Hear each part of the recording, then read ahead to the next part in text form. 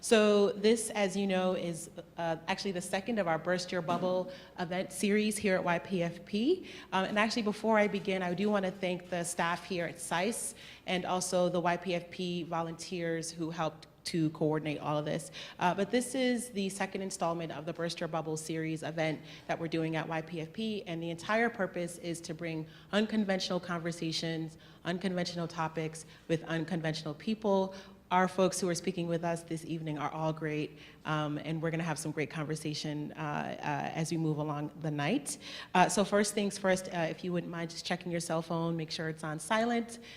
We will be tweeting, if you're on Twitter, at YPFP, and also YPFP BYB for Burst Your Bubble. At the end of this conversation, you're welcome to become a member of YPFP. If you're not a member, we have signups in the back. Is Broadway here? Is he inside? Okay, Broadway's in the back if you have questions about joining YPFP, but I'll stop talking so that we can get into the conversation. First, very quickly, I'm going to introduce Sean Turner, who is going to be the moderator for the evening. He's a fantastic guy. Make sure I have all my copies here. So Sean Turner is a national security analyst for CNN and the director of communication at the Center for New American Security. Sean was a senior national security communication executive in the US government. His positions included the Deputy White House Press Secretary for the National Security Council, Director of Communication for National Intelligence at the Office of the Director of National Intelligence, love our acronyms here in DC, and Press Secretary for Foreign Affairs for the National Security Council. He's an author, co-author of Best Practices in Risk Communication for National Defense, published in the Handbook of Science and Technology for Homeland Security. And prior to his civilian service, Sean served for 21 years as an officer in the United States Marine Corps. He's a graduate of Texas State University and also George Mason University. So without further ado, I'll introduce Sean Turner, who will also introduce Representative Seth Moulton.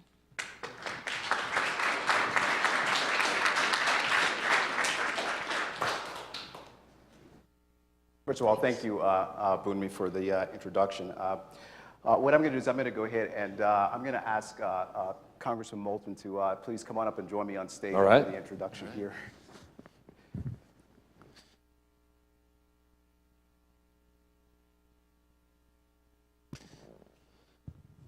Thank you. On behalf of YPFP, Congressman Moulton, it's my pleasure to welcome you here. Congressman Moulton is the Congressman from Massachusetts. He was elected to represent Massachusetts' 6th District in 2014 and was re-elected in 2016. He's a 2001 graduate of Harvard University, where he earned a bachelor's degree in physics. The Congressman is also a fellow former Marine officer. He joined the Corps in 2001, just a few months prior to 9/11. And as an infantry platoon leader, he was among the first Americans to reach Baghdad in 2003. He served 4 tours of duty in Iraq before leaving active duty to go back to school. He went back to Harvard, where he earned his master's degree in business and public policy. The Congressman ran for office on a platform focused on bringing new leadership to Washington. And since he's been a member of Congress, he's earned a reputation as one of the most bipartisan members of the House of Representatives. So, Congressman, we are honored to have you here to share your thoughts on a range of issues with us today, including service to the nation, some of the challenges and opportunities for rising leaders, and of course, what we can all do to help bridge the partisan divide. So thank you. It's an honor to be here. Thank you. Thanks all for coming. So I think one of the things that's always interesting for aspiring leaders like those we have here today is to have a good understanding of the motivation and the circumstances behind why leaders like you made a decision to choose. So I think I'd like to start by asking you to take us back to that moment when Seth Moulton, the physics student, was in school and decided that he wanted to become a Marine and pursue a life of service to his country. Well, I guess one of the contributing factors was that I quickly realized as a physics student at Harvard I wasn't going to go very far in physics. But it was really my experience in the college church. The memorial church at Harvard was built to commemorate the Harvard men who died in World War I. Shortly after it was completed, they added a huge wall for the men and women who died in World War II. And that Memorial Church was a place where I went every Sunday and was influenced by the minister, Reverend Peter J. Gomes, quite an interesting man, a African-American Baptist minister, Republican from Massachusetts who held the Bible at Reagan's second inaugural before changing his party label to vote for a Democrat. Really an interesting man, also gay, extraordinary individual, very much his own man. And he talked a lot about the importance of service, about how it's not enough just to believe in service or support others who serve. You got to go find a way yourself to give back. And so as I was approaching graduation, I looked at different alternatives. I looked at the Peace Corps, teaching overseas, but I had so much respect for these 18-year-old kids who put their lives on the line in our nation's military that I decided that that's where I would do my part. So I graduated in June of 2001, made the decision to serve. The fall class in the Marine Corps was full down at Quantico, so I got deferred to the winter. And lo and behold, in the time that I was waiting, September 11th happened. So it was interesting timing. That was not an ideal deferment. The winter's always worse in Quantico. Well, yeah, the winter was not fun. But I'll tell you the other interesting thing. When I started training in January of 2002 and knew that I would be in training for that whole year, the entire time we all thought that we had just missed the war because we figured the war in Afghanistan, like the Persian Gulf War, will be in and out, quick 3-month job. Had no idea that we might be going to Iraq. And so that's what our expectation was, that we had showed up just a little bit too late to participate in the response to September 11th.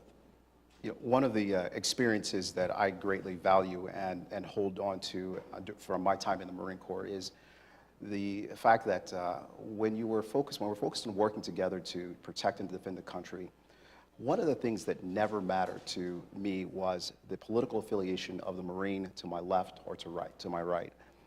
We depended on each other. We worked together based on our shared experiences as Marines, and you know, when we got to know each other's affiliation, we had already built a sense of camaraderie and brotherhood. So I wonder whether or not there are experiences and lessons that you brought with you from your time as a Marine as you went into Congress and tried to work to bridge the partisan divide on some of the challenging issues that you deal with. Yeah, absolutely. I mean, I came with the exact same perspective, that we were trying to accomplish a mission for America, not for the Democratic Party or the Republican Party. And when I ran in my first race, I took on an 18-year incumbent in my own party in Massachusetts. And I was obviously very naive about politics because I didn't know you weren't supposed to do that. And the Massachusetts Democratic establishment very quickly informed me that this was a bad idea. And they said to me, Seth, you're going to lose this race, but not only that, you'll never participate in Massachusetts politics again because you dared taking on an incumbent. And what they were fundamentally saying to me was, Seth, do not participate in the democracy you just risked your life to defend. And that's wrong. And they told some of my staff that too, that they'd never participate in Massachusetts politics again. But we won that race, won a tough general election, actually. This is a Massachusetts district that voted for Scott Brown over Elizabeth Warren, that voted by 13 points in my year for our Republican governor, and came to Washington with this, I think, bipartisan mandate. And so I've worked hard to be a bipartisan member of Congress. I don't compromise my principles. I'm very proud to be a Democrat, but I look for common ground wherever we can find it. And a great example of common ground is to be found on the Armed Services Committee. And we held a hearing this afternoon, one of the first oversight hearings on Syria that the Congress has held in months. And it was incredible how bipartisan it was. That I was asking really tough questions about whether the administration is legally following the authorization for the use of military force as it prosecutes the war in Syria. And then the Republicans on the other side of the aisle followed up and asked the same questions.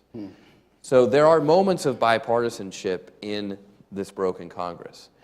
A lot of times I find they're with fellow veterans. A lot of times I find they're on the Armed Services Committee where we recognize that the stakes are much higher than the politics of the day. And I've also been working hard to encourage other fellow veterans to run for office, because I think that if you've had the experience of putting the country first above personal or party politics, you have the leadership qualities that we need desperately in today's Congress. I want to stick with this theme of bipartisanship for just a minute, because we talk about the need for a bipartisan approach in Congress, But in a few months here, we're all going to be going back to our hometowns, and for a lot of young aspiring leaders, you're going to be sitting at the dinner table with potentially a politically divided family. You're going to be reconnecting with old friends, and at a time when we really are divided over things big and small.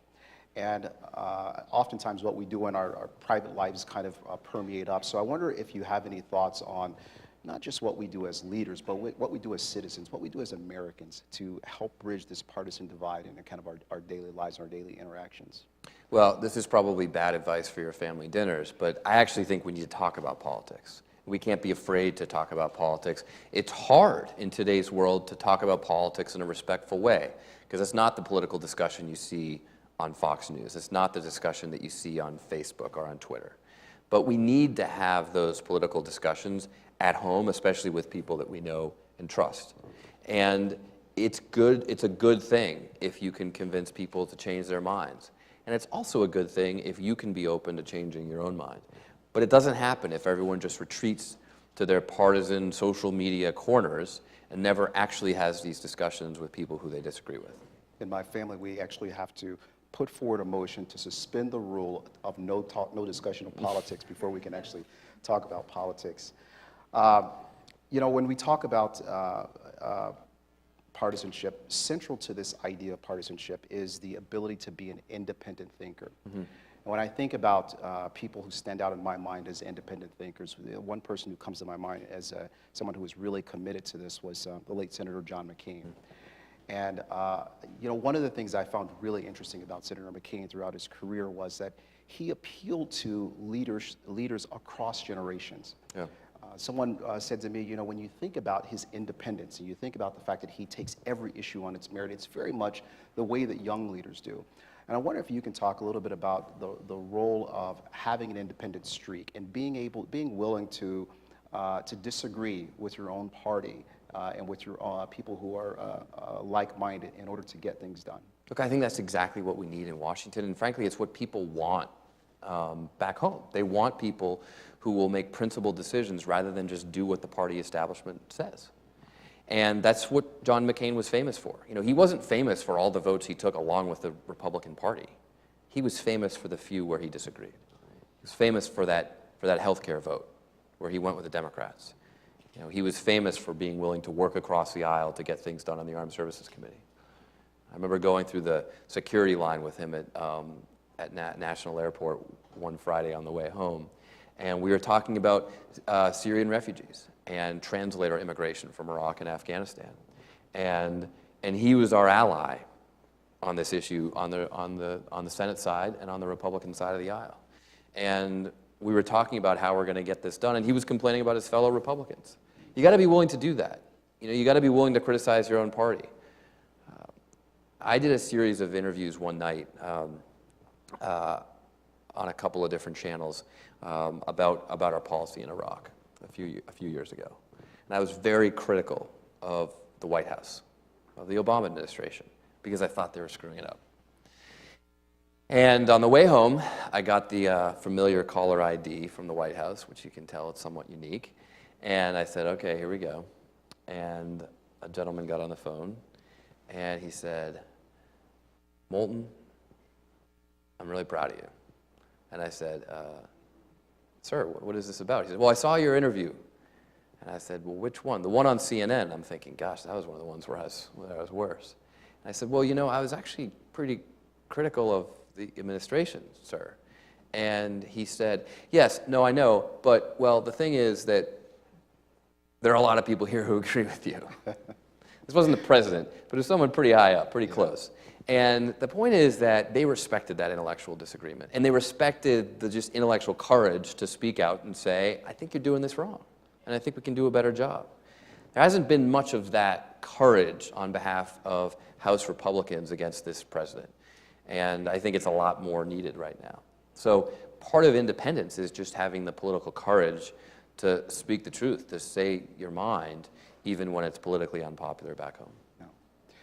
You know, when reflecting on the state of our politics, you said that what we need is a new generation of leadership to be honest about the challenges and the problems that we face in this country. So I want to spend a little bit of time talking about that new generation of leadership, because by all accounts, that new generation is more ideologically diverse than previous generations. That new generation is committed to being less beholden to kind of establishment mores. And they have a vision for the country that is different than kind of what we've seen in the past. So I want to see, can you talk to us a little bit about what gives you confidence that when we face so many challenges and when the country's so divided, what gives you confidence that that new generation of leadership, there'll be a lot of them will be coming to Congress here in the next couple of months. What gives you confidence that they have the right demeanor or the right characteristics, the right skill set, the right ability to deal with some of those challenges that we face? I think if there's one thing that gives me confidence, it's the amazing people that I served with in Iraq.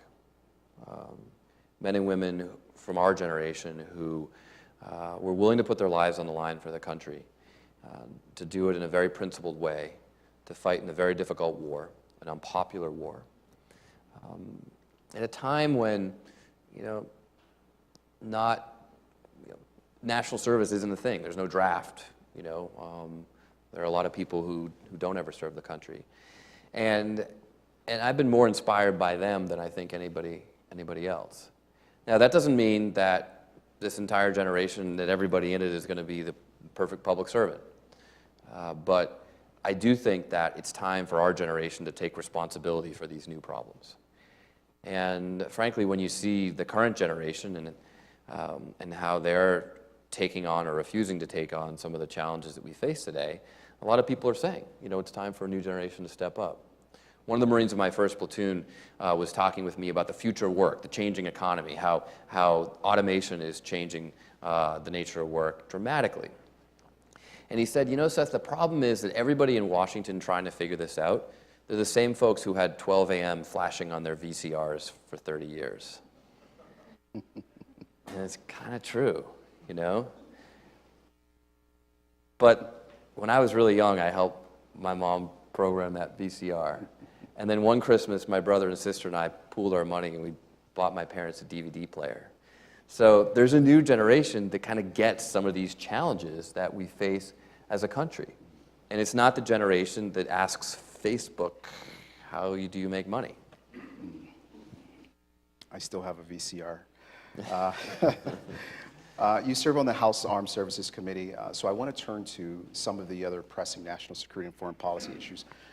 But first, for a long time, it's been the case that Republicans have been seen as being strong on national security, while the Democrat Party has been seen as being strong on the economy and education, other domestic issues. But you're taking steps to kind of change that that belief, that standard. I wonder if you could talk a little bit about the National Security Task Force that I believe you started and chair, and a little bit about what the importance of that next generation of leadership being viewed as being strong on national security. Look, I am so proud of my bipartisanship, and it's what we started this discussion with. But I'm not going to make any bones about my disagreements with the president. And I think, frankly, a lot of his actions are quite dangerous for our country, for our national security. And so it's a time when we need national security leadership across the aisle. And you're right that Democrats do not have a reputation for this. But I think we should. I think a lot of times we are on the right side of national security issues. And I know there's a new generation of Democrats stepping up to lead, many of whom are veterans. There's an extraordinary number of Democratic veterans running for office this year, especially House seats. And I've actually helped recruit a few of them. Dan McCready down in North Carolina, for example, amazing Marine veteran that I went to business school with. And he called me just after the election in November 2016 and said, "What can I do to help?" And I said, "You can run." And it took a lot of time on the telephone to convince him to do it. But he is running now, and he's up in his race. But the single best recruiter out there is not Seth Moulton. It's our commander-in-chief. He's the one who's convincing all these Democrats to run. So there is this new group of national security-minded Democrats who are running for office, who are getting involved in campaigns, who are saying that in the face of a very radical and dangerous commander-in-chief, we need to take the reins of leadership on this issue. And I think one of the key points that we need to understand as Democrats is it's not just about being savvy on national security. It's not just about saving money where we can be effective. It's about being strong. You know, I want to return to a position of strength on national security, where we talk about how Democrats are strong and smart on national security, not just smart. So you mentioned recruiting members of the military. You know, there's a big bump in the McCain National Defense Authorization Act of 2019. The military is getting a lot more money for spending, and typically for service members, that means, you know, better equipment, better quality of life, better programs. But it's also the case that if you're in the military and you're kind of looking at what's happening in the environment, what's happening across the country, the tensions that we see with regard to our foreign policy and international relations, that also has an impact on you. And I wonder if, as you talk to members of the military and former members who served, is there a sense that what's happening in the world is pushing them away from doing what you did and continuing their service? Or do you see what's happening in the world as the kind of thing that's causing them to say, yes, now is the time for me to step in and continue my service as a civilian? Well, I don't know what the overall statistics are, but anecdotally, it's very much the latter. It's people coming up to me and saying, you know, if you can run for office, maybe I can too. And understand, like, I had no political background when I got into this, all right? I don't come from a political family. I think the first congressman that my parents met, me, I'm still paying my college loans, so I certainly don't have any family money. You know, I'm not the kind of typical profile of someone you think can run for Congress, but our democracy still works. And someone who is paying his college loans and has never been involved with politics can run and can even win. And a lot of these veterans, I think, are saying, you know, people like Seth, people like Mike Gallagher on the Republican side of the aisle, they're examples of how I can get involved too.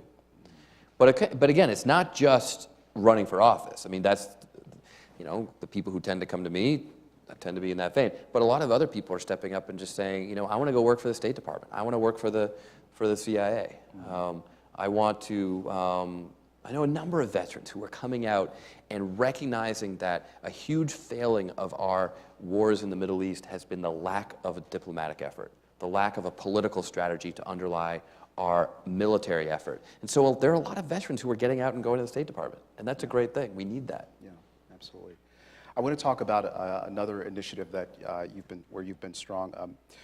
As we head into the midterm elections, one of the things at the forefront of everyone's mind is election security.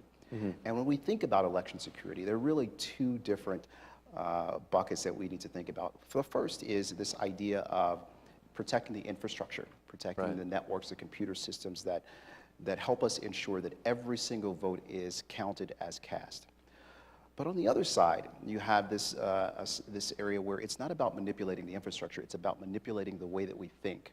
Right. It's about manipulating the way that we see the world around us so that when we go to the ballot box, you have an influence on the way that we vote.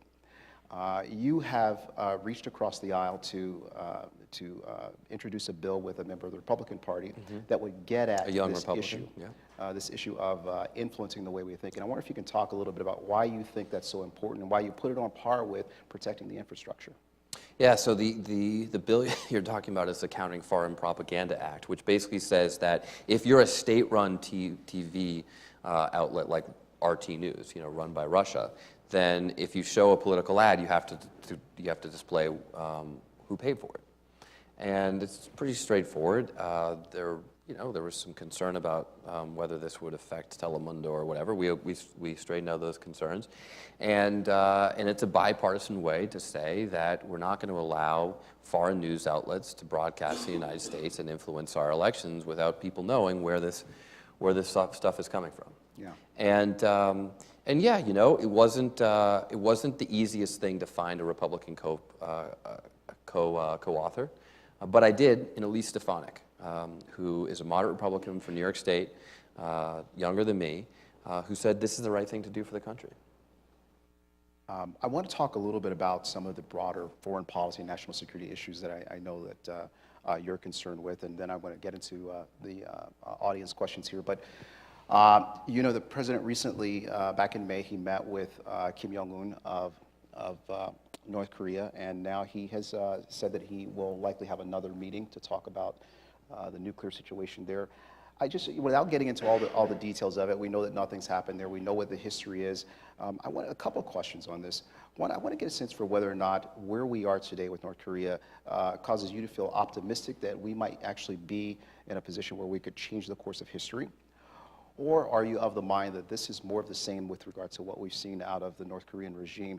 And the one thing I'd add to that is, when you look at the relationship between Moon Jae-in and Kim Jong-un, is the United States in the game, or are we on the sidelines? I think it's more of the same from the North Koreans. It's not more of the same from us. Because essentially what we've achieved so far is the president has saved us from a war with North Korea of his own making. And in exchange, we've given away our exercises, our military exercises, with one of our most important allies. So we just got completely bamboozled by the North Koreans. That's basically what happened. And we're not talking about that enough. We're not talking about how they totally schooled us in the president's negotiations. So that's the first thing to recognize, that it hasn't changed. On your second question, I mean, I just don't know that they take us seriously.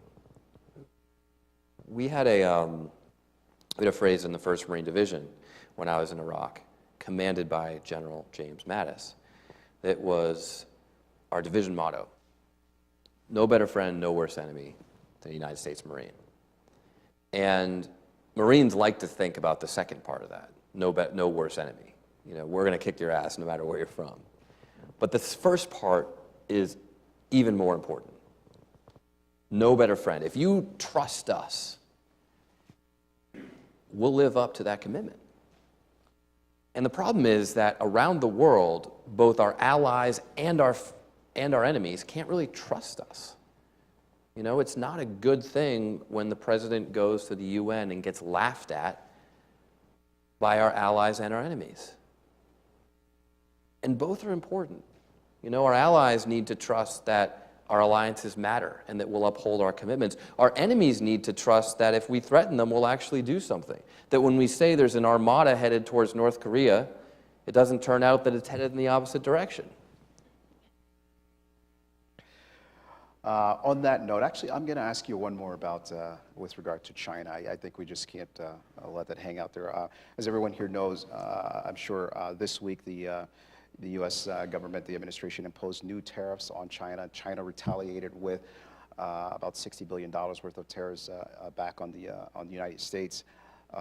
And then we had this situation this morning where the Chinese actually blocked a Navy ship, one I'm really familiar with because I spent some time on it, the USS Wasp, from pulling into port there in Hong Kong. So I want to get your sense for where you think we are with China as we kind of deal with this trade war issue and we deal with some of the tensions in the South China Sea. Are you feeling like, you know, like, okay, they're ultimately going to blink and we'll be fine, or are you more concerned about this from a congressional perspective? I'm very concerned about it, and I'll be bipartisan in my criticism here. I think a lot of Democrats look at these things going on and we just say, this is crazy, we shouldn't be confronting China. And actually, we have some real problems with China. I mean, they're stealing our intellectual property every single day. They're stealing our military designs every single day, and some of their trade practices are unfair. So let me just be clear: we've got to address China, and not to mention the South China Sea, all right, where our allies in the region really feel abandoned by us because we're not standing up to China. So we've got some real problems with China that demand some confrontation. But starting a trade war, a unilateral trade war with them, it just doesn't seem like the right way to do it. So who knows where this will go? You know, anybody can get lucky, even President Trump. Maybe they'll blink at some point. But I don't think that there's really anybody on Capitol Hill, at least that I've heard from, who thinks that this is a smart strategy. Well, with that, what I'd like to do is go ahead and open up for some questions from the audience. As you can see, the congressman can talk about a wide range of issues. So there are microphones out there in the audience, and if you have one, please go ahead and stand up, and we'll recognize you. Just tell us your name and your affiliation.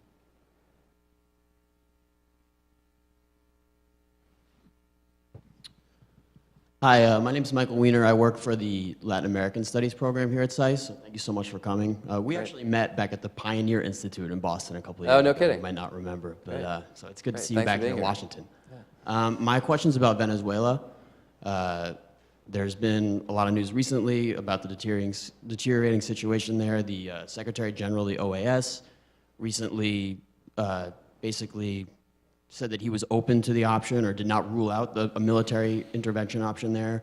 President Trump has talked about that in the past as well. So I just wanted to see your take on whether that would be feasible or what the potential consequences of that would be, because there hasn't been enough discussion of that, I think. No, I don't think there's been any discussion at all, frankly. There hasn't been any discussion that I'm aware of between the administration and Congress.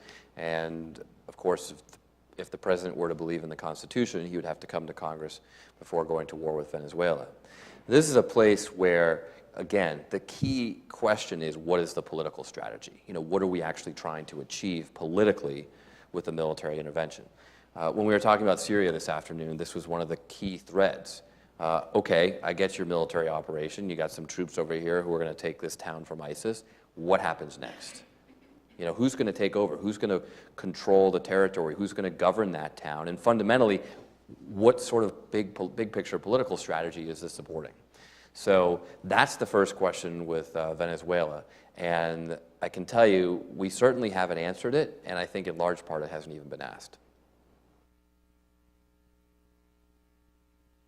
Hi. I'm here with YPFP on the business development team. Many young people, myself included, have observed the current situation and second-guessed a desire to enter the government and Great serve, question. whether it's foreign service, armed services, or any of our many departments.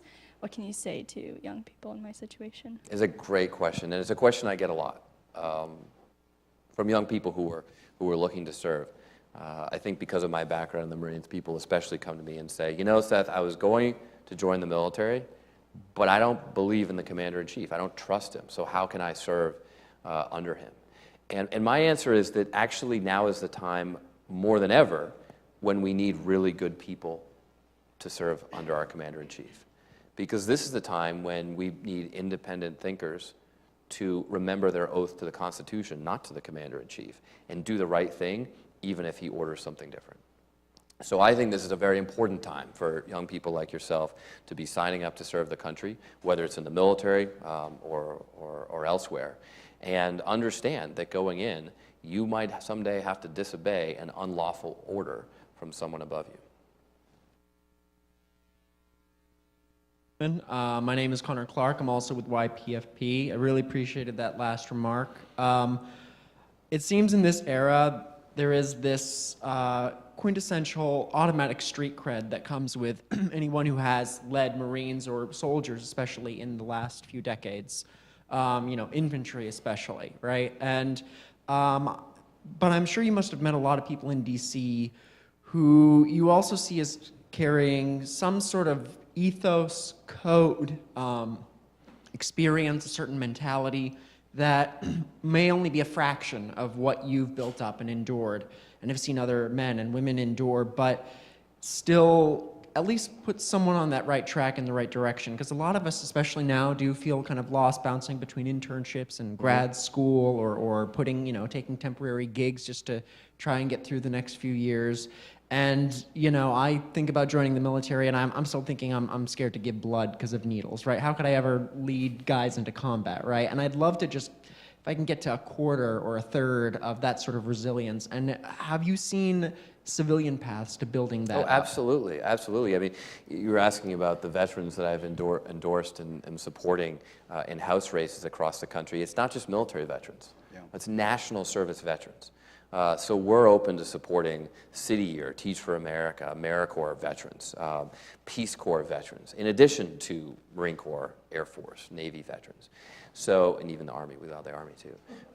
So I'm a big believer in a variety of forms of national service. And yeah, it's true. Some of the people just working here in DC in policy positions and internships, they're doing their part to serve the country. I do think there's something special about a national service position as opposed to just a general public service position where you really have to make some sacrifices. You know, you make some sacrifices when you join the Peace Corps and go to Africa for a very, very low salary, just like you make some sacrifices when you sign up for the military and go overseas. So I don't think by any means that you should have to be in the military to have that credibility. And when I'm looking to endorse candidates, whether they're from the Peace Corps or the Marine Corps, the first question I ask is just, what's your motivation? You know, why are you doing this? And that is often very illuminating to the kind of leader that I'm interviewing, and to you know, what sorts of principles underlie their service. And I think, would you agree that there are a lot of different ways to lead and a lot of different types of leaders out there? And you know, I often tell people that, you know, when I was in the Marine Corps, I'd have a platoon and I'd have 3 sergeants, and I had to learn to lead each one of them a different way because they had very different personalities and they were motivated by very different things. And so I think that you know, you certainly can. One of the things I always encourage young people to do is, you know, look around and find leadership styles that that fit with, you know, who you are and what you believe. And What was your MOS? I moved around. I was a communications electronics engineer. That's smarter than me. I was and then an artillery officer. And then I said, you know, what am I going to do with as an artillery officer? So I went public affairs for my last 8 years in. Which has led into your current career. My mom, when I got through training, she asked me, she came to my graduation, and understand my mother graduated from Brown in 1970, so you can imagine her view of the military. And she's listening to graduation where you walk across the stage and they announce your MOS, and so there's a Seth Moulton Infantry.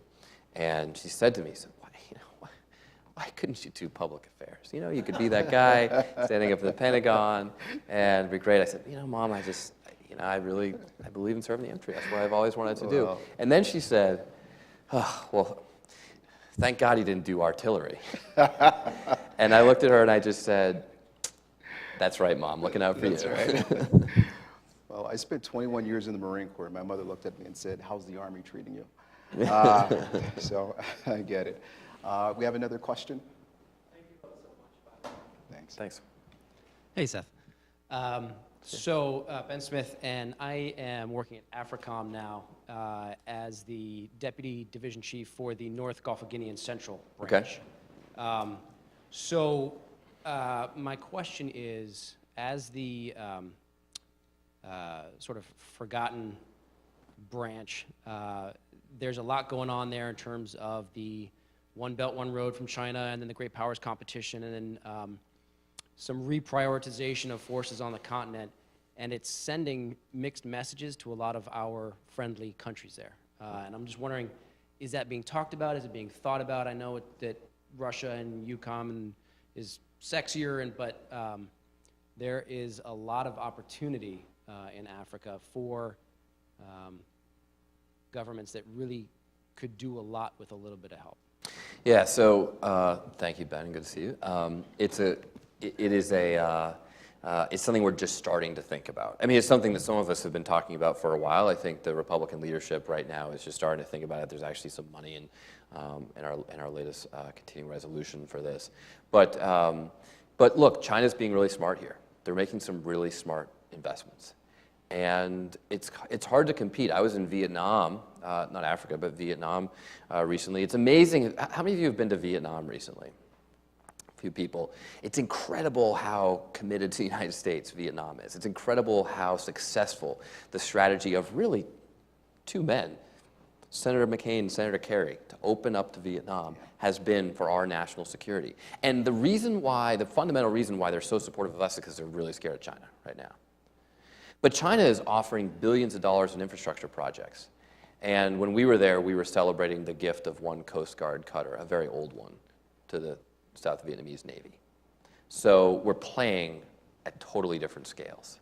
And what makes us succeed at this point is our values.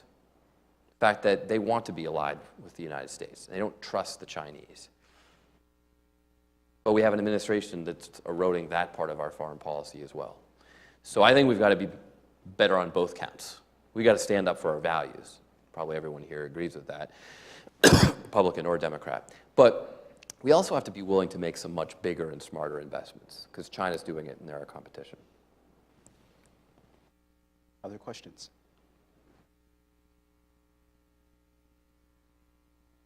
That was a great segue, actually, from my question. Jillian Ibach, I work for Opaque, a private cybersecurity company.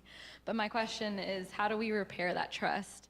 Is it irreversible with our allies now?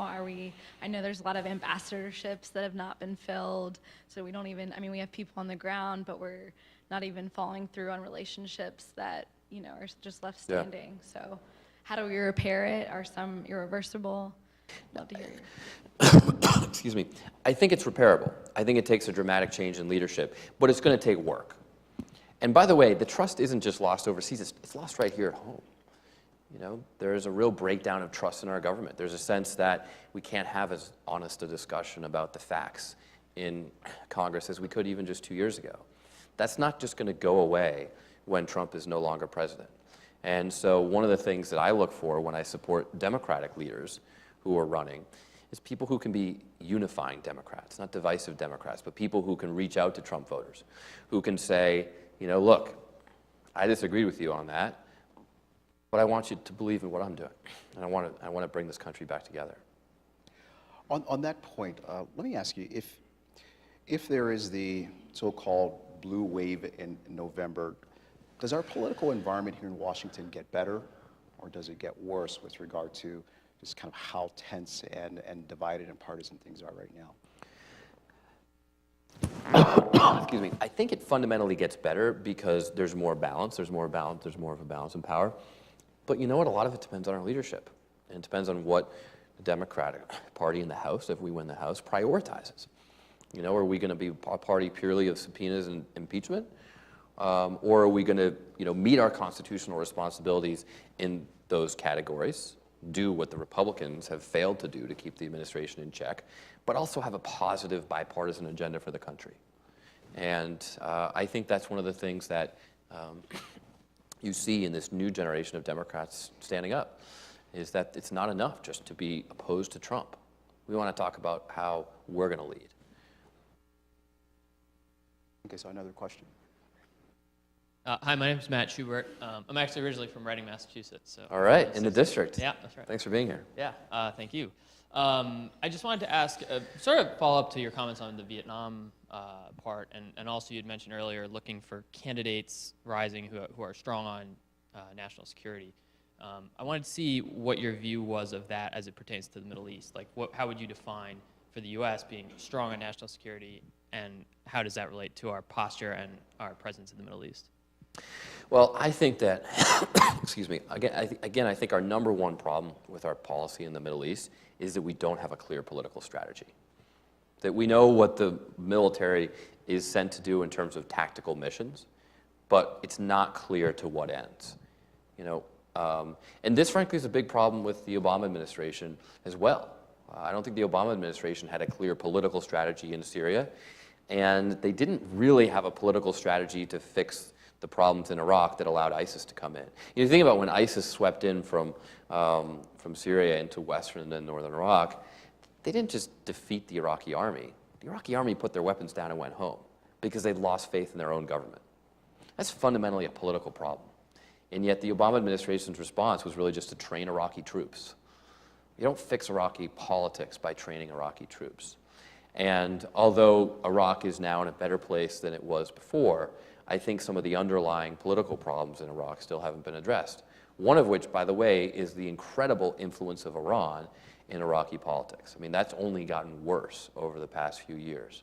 So what I want to see in terms of our Middle East strategy is a much clearer political strategy, and then let's have whatever military support we need to support it, to back it up, but not the other way around. My name is Wesley Dare, and I'm a member of the FP. So, what do you think should be like the strategy in Syria? Do you have like any ideas of what the administration should do? Well, the problem right now with Syria is that no one can articulate what our political goals are, what Syria is supposed to look like.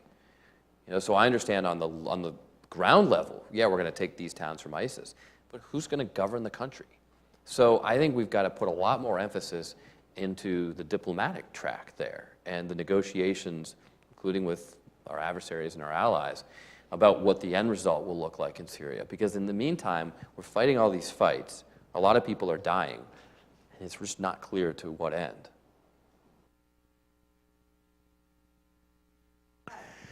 Hi, thanks for coming. My name is Mercedes, and I work for the Association of American Colleges and Universities. My question, we're talking about this partisan divide between Democrats and Republicans. What do you have to say about the divide within the Democratic Party? You see this move to the left, really far left, and how the kind of the term of a moderate Democrat is kind of dirty now. Oh, you're a moderate, you're complicit with the Trump regime. But like, what do you say about that? And like, how have you countered like divides within the Democratic Party? Well, I hope it's not. I hope it's not too dirty. But look, I think this is overplayed by the media. Yeah. I think that the media is looking for a great story of internal conflict, and so they talk a lot about this divide. The reality is, if we're going to be a majority party, we have to be a broader party. We have to embrace a more diverse set of American views. We have to represent a majority of Americans. That means we appreciate the things that candidates like Alexandria Ocasio-Cortez bring to the debate, but also all the moderates who've been winning races. And by the way, there have been a lot of moderates winning races. They don't always get the press attention. In the Massachusetts primary, there are 2 women who won congressional primaries, Ayanna Pressley and Lori Trahan. How many people have heard of Ayanna Pressley? How many people have heard of Lori? Interesting, right? They both won really important primaries for the exact same seat in Congress, right? So there's a lot of media attention to the far left to try to like heighten this divide. You know, it's one and one in Massachusetts in terms of who just won in the recent primary in a pretty, progressive state. So we can answer this question by saying, no, we need to move to the left, or no, we need to move to the center. But if we're a narrow party in either direction, we can do that. We have every right to do that. We're just not going to win. If we want to be a majority party, we've got to embrace both sides. Other questions? You okay? Okay. Hi. Thank you. How are you? Adam Tobeka, YPFP volunteer staff member. Thanks for speaking with us, Congressman. Mandatory year or 2 years of service is always something I thought would bridge the partisan divide, make Americans put skin in the game. 1, 2 years for everyone, military service, Peace Corps, AmeriCorps. I've been told that it's dead on arrival, and want to know your impressions if that is dead on arrival with Congress, or if it's a possibility at any point in the future, because I think that would bring Americans together to have everyone have skin in the game. I used to say that you won't find a stronger advocate for national service in the United States Congress, other than John McCain, than me. And so I'm huge on national service. But I don't think mandatory service, a draft, is the way to go. I don't think it's politically viable. But I also think there's a lot of advantages to having, whether it's a Peace Corps or a Marine Corps, where it's all volunteers. But here's the thing. The last time I checked, there were 5.5 AmeriCorps volunteers for every 1 AmeriCorps slot. So there are a lot more young people out there who want to serve the country than have the opportunity to do so. And I think that if you multiplied AmeriCorps slots by 5 or 6 to meet the demand, you'd actually find the demand goes up even further. Because more Americans would say, geez, I don't want to follow those guys to Wall Street when I can follow those colleagues who are going into national service. It'll become more popular. It'll become a more accepted path. And that's what I think we need to do, is dramatically expand, not military service, by the way. We need to set the military size based on our budget and our threats, but expand opportunities for civilian national service, both domestically and internationally, and just encourage more people to serve. General McChrystal, who's a tremendous advocate for this, talks about getting to a point where there's not a draft, but there's an expectation. So that when you apply for a job when you're 30, one of the first questions you're asked, just kind of by default, is, where did you serve? I think that would make us a stronger country. Well, I want to ask just a couple of more questions, and then we'll get you out of here. I want to just real quick, because you talked about the news media. One of the things I want to raise is, look, we all know that the news media has been under attack Yeah. with regards to the current administration, but it's also the case that the news media does play a role in shaping what we think about and how we think about it. So I want to get your thoughts on just this idea that there's some in the administration and a lot of people across the country who think that we have a news media that's out of control and that needs to be reeled in. Where are you on this idea of more regulation and kind of more scrutiny on the news media? You know, when I was an infantry officer in Iraq, there was, in the invasion, no plan whatsoever for what happened next. And so we got assigned random different jobs to work with the police department, the fire department. I got assigned to work with the Iraqi media. And there was an understanding in the Marine Corps that if we were building a democracy, we needed a free press. So that was my job, is to help establish a free press in a country where they had no idea what a free press was. I was put in charge of this TV station, and they just played tapes from the Ministry of Information in Baghdad every day. So it was a fascinating job. But the point is that in Iraq 2003, the Marine Corps understood that a free press was an essential ingredient in a democracy. And what's essentially been happening is that this administration has seen the free press as a threat to their autocratic style of rule, and so they have attacked the press. And I think that's pretty clear it's pretty clear that that's going on. I think there are a lot of Republicans who would sit beside me and maybe not say that themselves, but wouldn't disagree. So you don't regulate, you don't restrict freedom of speech. You don't regulate a free press in that sense. Now, having said that, we do have a problem with real fake news. Not the fake news the president talks about, but real fake news. That is an issue.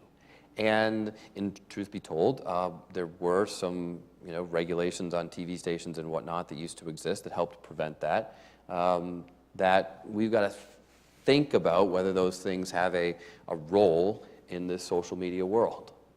When you talk to some of the executives at some of these places like Facebook, a lot of them say, it wouldn't be such a bad thing to have government set some boundaries on what they should do, with regards to things like, should Alex Jones be able to post on Facebook or not? Because right now, that's just being decided by a bunch of techies in the back room. Maybe having the United States Congress come in a bipartisan way, have a public debate about what these regulations should be, and then set a standard for the social media industry wouldn't be such a bad thing. And by the way, if we don't do that, it looks like the EU is just going to do it anyway. So we might want to get on the ball first. So this is tricky. Yeah. We shouldn't be going around and banning news organizations. You don't get to have a press conference and say, well, I disagree with CNN, so you're not going to be here. But at the same time, there is a one of the things I remember explaining to Iraqis is this whole concept of crying fire in a crowded theater. Now that, in a sense, is a self-imposed regulation on the media, where, yes, we have freedom of the press, but that doesn't mean you say literally everything. Yeah.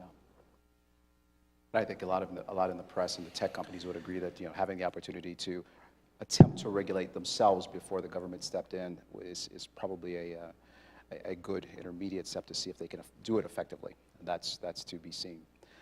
Congressman Moulton, I want to ask you one more question here before everyone in the room and for everyone watching via live stream. There are a lot of people out there who are thinking, this is a great discussion. I want to get on the path to being a leader. I want to do more to serve, and thinking, what do I do next? What kind of things do I do next? What do I think about? How do I move in that direction? I wonder if you might have a few words for people who are kind of in that position where they're thinking, I'm all in, but what do I do now? Well, the first piece of advice, just general advice I have, is be willing to take a risk. Be willing to do something a little bit daring, whether that's go overseas with the Peace Corps or working at an NGO in Afghanistan or Iraq or something like that, or signing up for a national service organization. Be willing to take a risk. Go a little bit farther than you think you can go, because I think that this is a time when we need young people to be willing to make sacrifices for their country. Not just to do the easy path, the convenient check in the box, but really be willing to make some sacrifices for this country. And You know, one thing you can think about to motivate you is I think someday your kids or your grandkids will look back at this time in American history, at this incredibly divisive time, when a lot of us feel threatened, and say, what did you do? You know, what did you do? One of the most memorable things that I got to do in Congress was go to a bunch of civil rights sites in Atlanta with Congressman John Lewis. And as we were going through one of the museums in downtown Atlanta, I saw all these pictures on the wall of the Freedom Riders. Some of them black, a lot of them white, a lot of people from the North who came down. And I remember looking at that and thinking how proud I would be to be on that wall. And also, though, how if I were old enough to be on that wall and I wasn't there, how I might have felt a sense of regret. So I think this is a time when we need good public servants, just like we did with the civil rights fights in the 1950s. And I'd encourage people to take a risk and stand up. I don't think you'll regret it. I think you'll be very proud, and we'll be proud of you too. Congressman Bolton, thank you so much. This has been a great discussion. Thanks, You've given us a lot to think about, so thank you for your time. I appreciate it. Thanks.